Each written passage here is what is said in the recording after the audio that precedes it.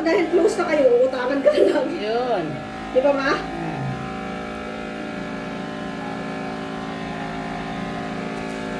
Pangakuan ka. Ha? Kukunin ba yung loob ko? Sana mayroon nilagay mo sa rep to, oh. Para may inom. Akin naman, lagay natin. Lagay natin. Mamaya, malamig na to.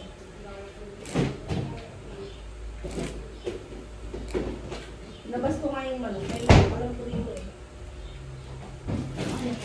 Na kuya, hindi pa kumibili sa akin ang dito. Kasi ako sa mga yelong dito.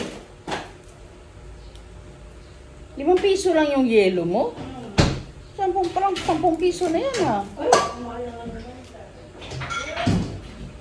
Dadaw nga ako kay Tulo. Sabi niya sa akin, ang papayat daw ng yelo ko. Hindi, sa kanya daw, gumagawa daw siya. Ang tataba, 5 piso din daw. Hindi ko na ako kamahal ng kuryente ito, no? Lugi ako. Oo nga. Sabi niya, bakit daw sa kanya ganyan hindi naman? Sabi niya, hindi ko alam siya. Ba't nagtitinda ba siya doon? Oo, nung may tubigan daw sila. Ah. Sabi niya, sabat sa akin, inaano kayo, sinasama ko sa kumpit yung kuryente kasi ang mahal-mahal ng kuryente ngayon. Di ba? Nakita niya kasi, sabi niya, wala, sobrang papayat naman ang ano mo, lugi daw yung English. Sabi ko, parang lugi, baka nga pag lugi.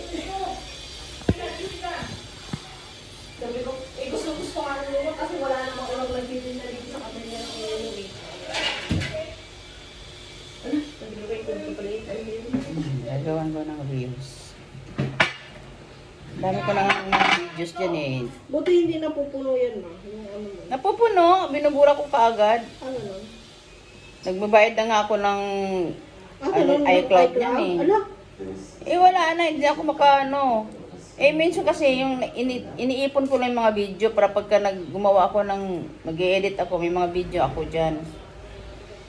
Hindi naman ako, Ay, ano mo ma, a day in a life in ano? Day in my life. kahit ano na lang,